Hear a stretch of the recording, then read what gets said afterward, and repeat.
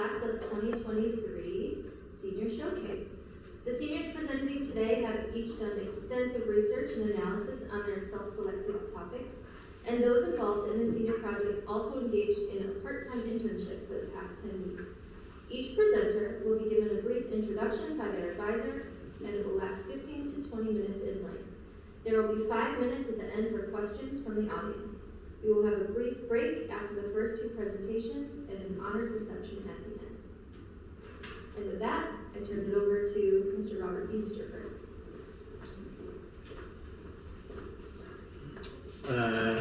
Okay, welcome everybody. So for the first presentation, Robert Webb is going to be presenting. So the real goal of the Senior Research Project is to combine a detailed review of the literature with some experiential sort of learning, and in a way that only the 2 things together can come together and synthesize.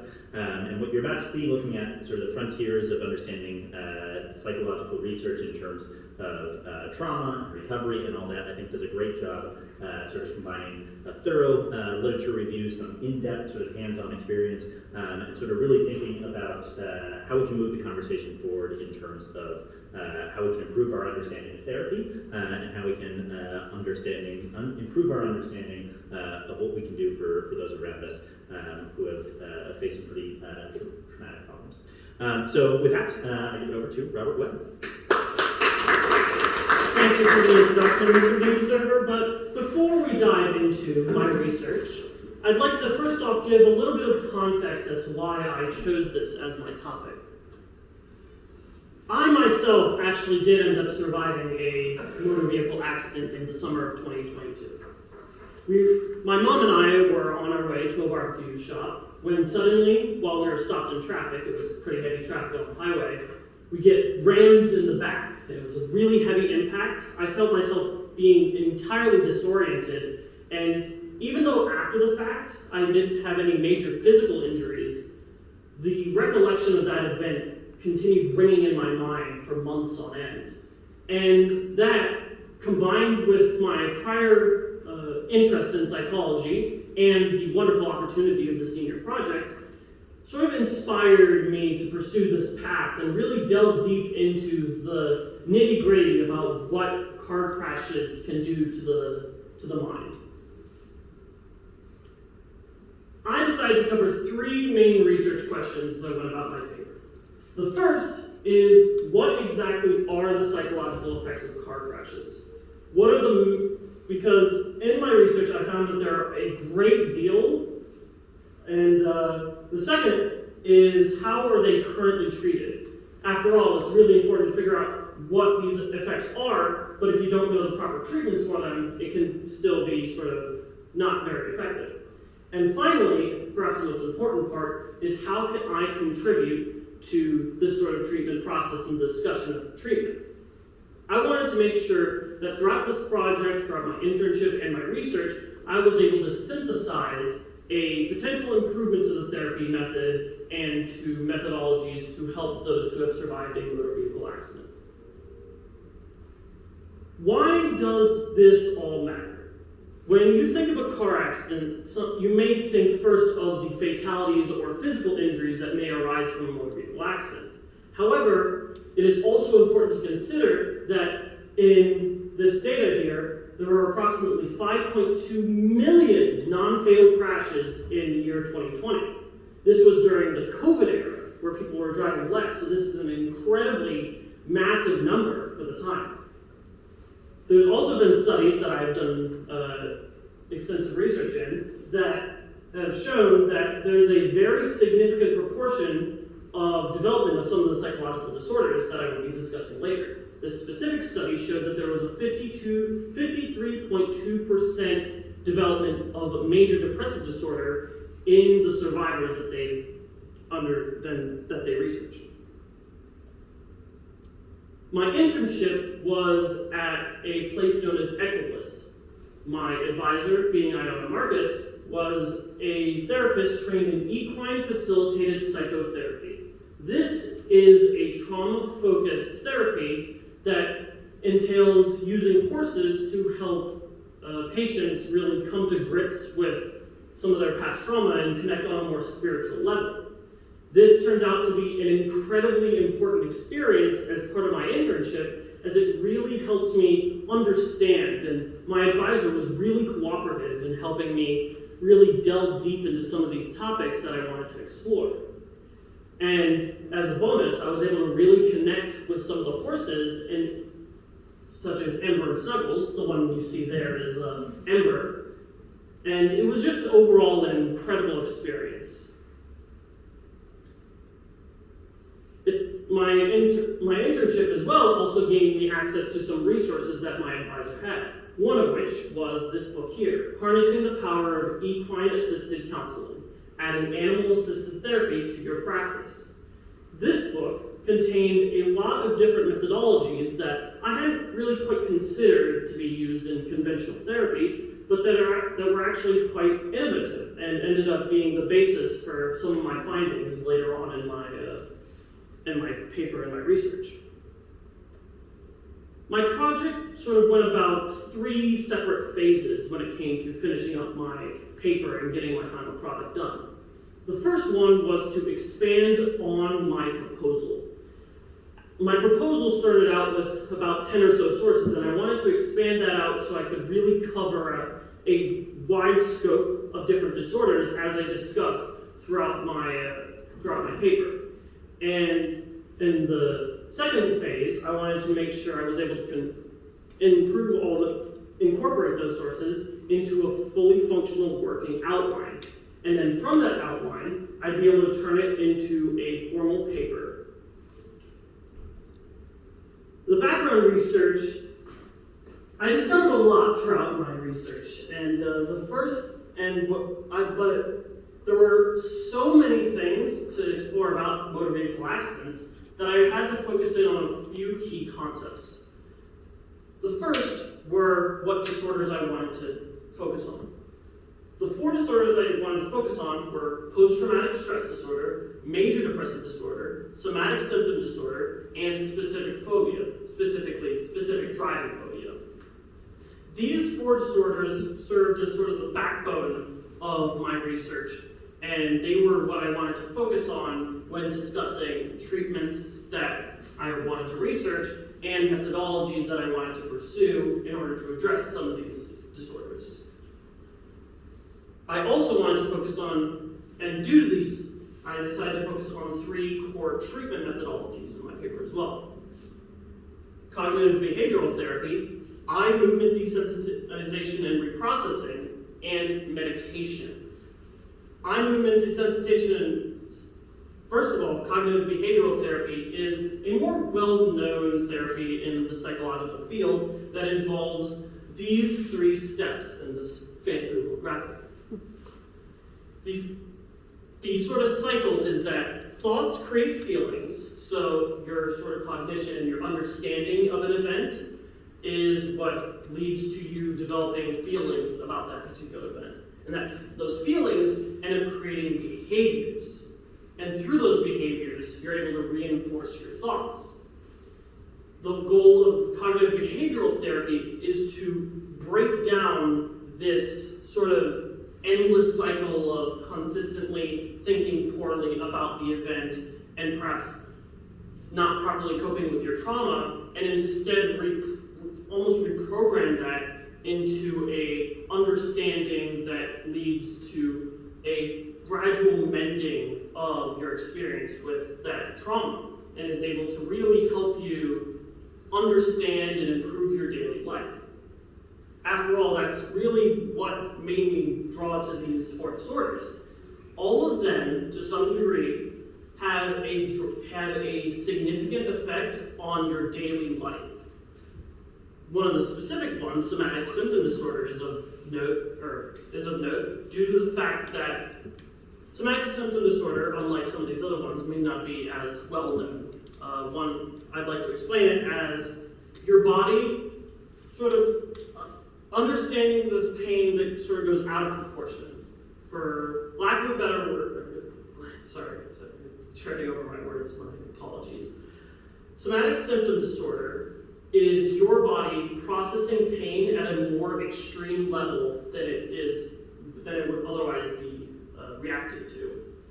The reaction to your specific pain be so great that even a simple bruise could be treated as a really dramatic injury that your brain just sort of cannot lose focus of, which would dramatically sort of change your daily life and inhibit some of your daily activities. And that's sort of the goal of some of these therapies, is to make sure that you're able to return to that normal life, or normal, quote unquote. And in order to make sure that you're able to cope with these and be able to understand these on a somewhat deeper level, but the whole goal is to just make sure that you are being able to live with these and not just be consistently battered by them. And the reason why I wanted to focus on motor vehicle accidents in particular is mainly due to, aside from my own personal experience, also due to the validity of motor vehicle accidents. Motor vehicle accidents are by no means a sort of simple, same thing happens every time. It can go from a small impact to flipping a car over. And as such, there can be vastly different effects from each individual accident. This can lead to one of the most complicated complications in regards to comorbidity. Comorbidity is the concept of you being afflicted with multiple disorders at the same time. For example, someone may be afflicted with both PTSD and major depressive disorder at the same time from one accident. And due to that, that might end up complicating the diagnosis process. Resilience is another key thing to mention because it makes it so that it can be difficult to group patients into a sort of yes and no category, with these categories sort of being, do they have it or do they not have it? Because resilience is the natural progression of the human body to be able to, well, be resilient to these different disorders, where over time, usually with the help of treatment, the human body is able to better cope with these things. For example, in my case, I don't tend to relive that car accident nearly as vividly as I used to, well, in that first month, mainly due to me sort of growing resilience to that traumatic event. The internship research was very important, primarily for the development of my own findings regarding to sort of treatment methodologies. The most important one was my work as a mock patient. I was sort of on the receiving end of some of the equine facilitated psychotherapy, and it garnered me a lot of insights as to how effective this therapy could be, and some of the strengths and weaknesses of talk therapy, or sort of this connection therapy in general. It was also a lot more enlightening than I was expecting. I came into this sort of as just an intern prepared to incorporate part of this into my research, and it became something I really actively looked forward to. I really wanted to head over to the barn and connect with the horses, as it helped me sort of deal with some of the problems that I was having in my daily life.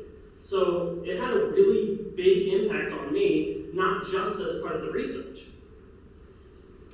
Another thing that I found interesting about it is that not only did it help my research and help me a lot, but it also informed me about potential career choices I might want to have in the future. Because of the sort of small team that I was a part of, it really helped me feel like all my contributions mattered. I was sort of a small group of about 3, 4, 5 people, and each person was you were able to see the impact they were having on the barn and sort of their ability to sort of be a part of the experience as a whole. And I really felt that I was needed there and that I was able to contribute properly and be a really big help. And that was just an incredibly valuable experience for me. And here's the major thing that I took away from this project: the comfortably confront methodology. This is something that I ended up developing this is a methodology that I developed that is not meant to replace any current therapy methods, but is instead meant to be added on to therapy methods.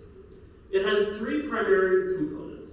The first one is to inform the patient and their friends/families, if possible, through psychoeducation. Psychoeducation is the process of informing a patient or their families about the disorders that they have, primarily after diagnosis, and informing them about potential symptoms and treatments that they can seek. By informing the patient, the goal is to make sure that they're able to be more active in seeking their therapy. What I noticed during my intern experience is that I got a lot more out of the therapy because I was playing an active role in it and I was really participating in it. However, that may not necessarily be an option for all patients. May not necessarily be their fault, but due to the effects of certain disorders, they may be less cooperative. With this, it plans on helping the patient take more of a stance in their treatment and help them get to that sort of state where they're able to cooperate with their therapist and be able to really gain a lot out of it. The second is that when the patient is able to be effectively informed, the goal of the therapist is to make sure that they are engaged. They are engaging with the patient and making sure that they're able to get the best therapy and the best help that they can get. Through this, the whole idea of it is to make sure that the patient is able to return to a daily life, a normal daily life, as soon as possible.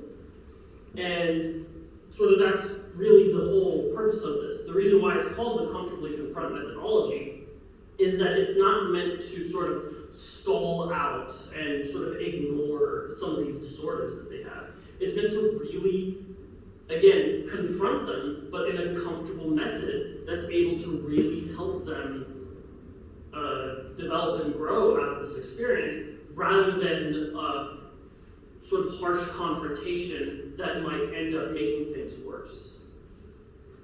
And this final part is specifically in relation to motor vehicle accidents and is most entwined with the specific driving phobia. Specific phobias are well known to be a very specific fear of something.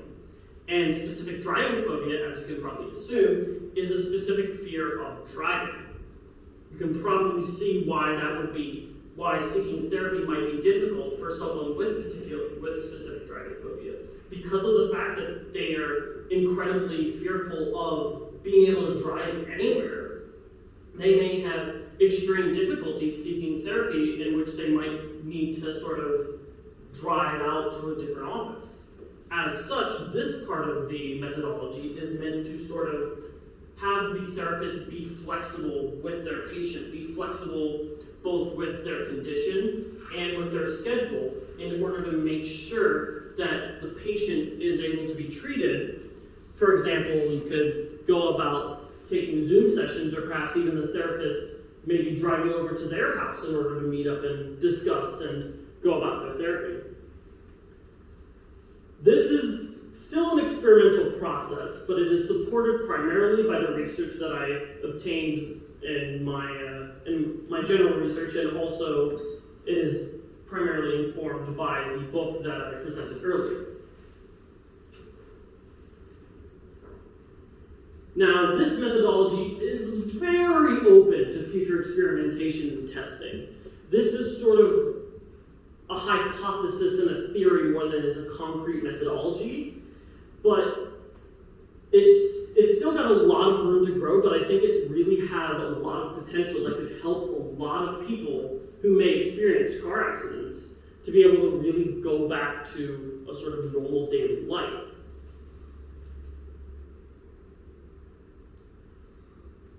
And another thing that I really concluded from my experience in my internship is that not only do, again, I have a lot to learn, but I also learned that therapy is incredibly important, even for someone like me who might not necessarily have any major disorders. My experience at Equibliss was incredibly enlightening and helped me really work through a lot of sort of dilemmas I had with myself and sort of thoughts and feelings that it really helped to bring forward and sort of confront in a way that really opened up parts of me that I didn't think I'd ever be able to confront. And it was just a really good reminder of how important therapy is in our world. It's just super crucial, and even for those who might not necessarily have these major disorders, it can still be great to sort of pursue therapy and be able to become your best self.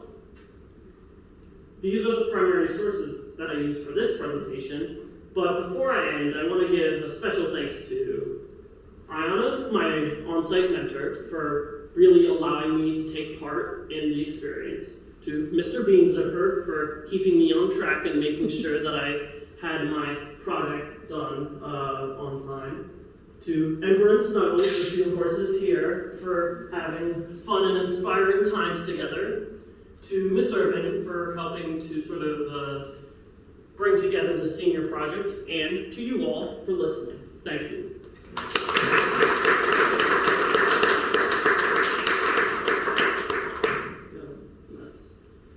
I suppose if we have time for any questions. Do we? Yep, we have adjustments. Perfect. All right, yes? So do you have any statistics on the likelihood of developing these specific phobias after severe, like developing a phobia of driving after a severe motor vehicle accident? I do not have specific statistics on that in particular. Some of the main statistics were revolved around rates of developing major depressive disorder and PTSD. The source that I cited earlier related to major depressive disorder also had data related to PTSD, stating that approximately 20% of the patients who experienced their motor vehicle accident developed PTSD. And were these like all kinds of motor vehicle accidents, even ones where they didn't have to go seek any treatment? That study in particular was primarily sort of, it brought in these patients sort of after the fact, and it was sort of almost immediate. It was not necessarily immediately after, but it wasn't like years in advance or years after the fact.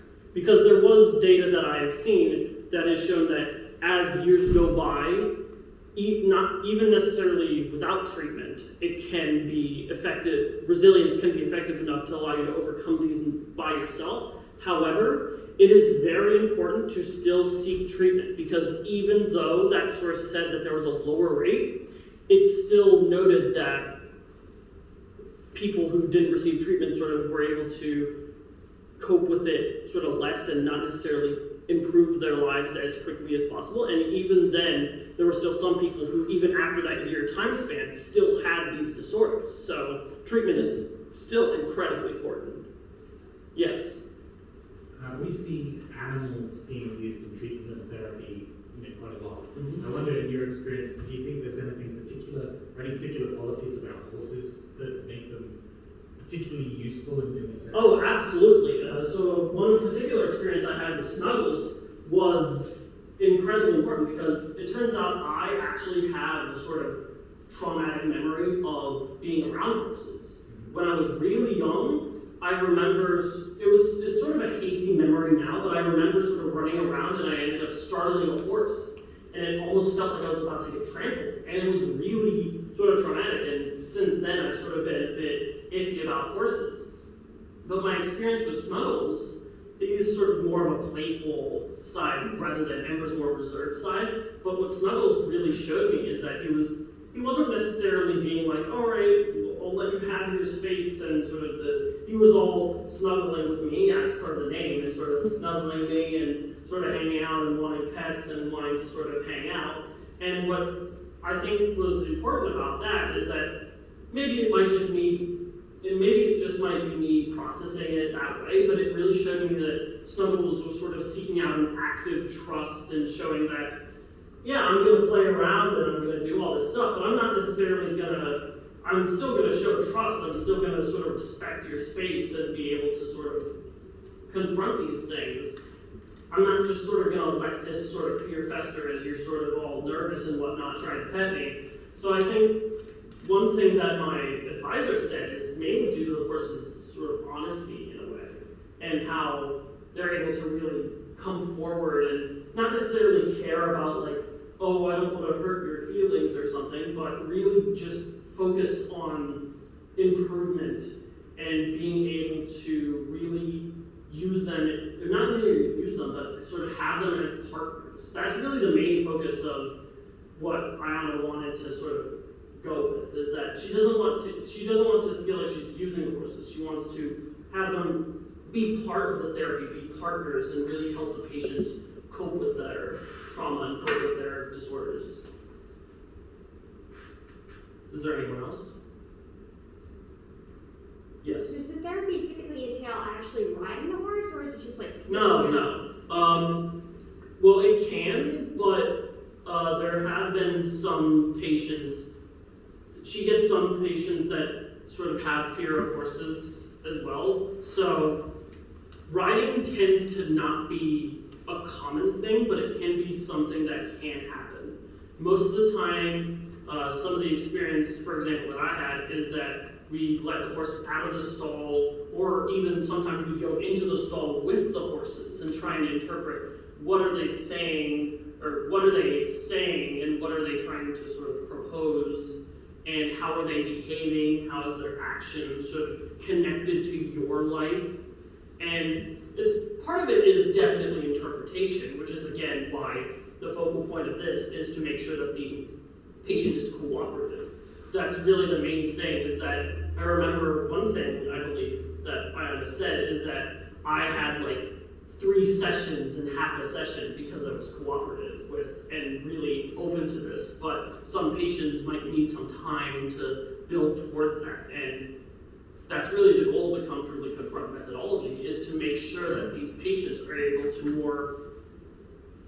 be more open to these therapeutic methods and get more out of their therapy.